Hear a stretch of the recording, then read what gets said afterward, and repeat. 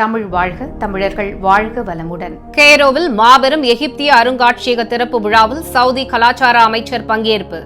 Saudi அரேபியாவின் இரு புனித பள்ளிவாசல்களின் பாதுகாவலரான மன்னர் சல்மான் மற்றும் இளவரசரும் பிரதமருமான முகமது பின் சல்மான் அவர்களின் சார்பாக சவுதி கலாச்சார அமைச்சர் இளவரசர் பதர் பின் அப்துல்லா பின் ஃபர்ஹான் அவர்கள் எகிப்தின் தலைநகர் கெய்ரோவில் நடைபெற்ற பெரும் எகிப்திய அருங்காட்சியகத்தின் திறப்பு விழாவில் கலந்து கொண்டார். உலகின் மிகப்பெரிய தொல்பொருள் அருங்காட்சியகமாக திகழும் இந்த மாபெரும் அருங்காட்சியகத்தின் திறப்பு விழாவில் 79 சர்வதேச பிரதிநிதிகள், 39 நாட்டு தலைவர்கள் மற்றும் பல உயர்நிலை விருந்தினர்கள் கலந்து கொண்டனர்.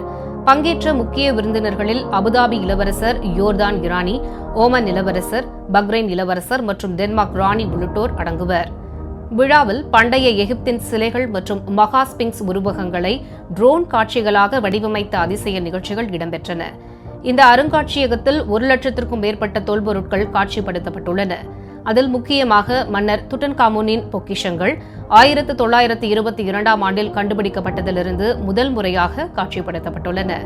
கீசா பிரமிட் அருகே அமைந்துள்ள இம்மாபெரும் அருங்காட்சியகம் எகிப்தின் நவீன வரலாற்றிலேயே மிகப்பெரிய கலாச்சார திட்டமாக கருதப்படுகிறது. இது 20 ஆண்டுகளுக்கும் மேலான கட்டுமான பணிகளுக்கு பிறகு திறக்கப்பட்டது.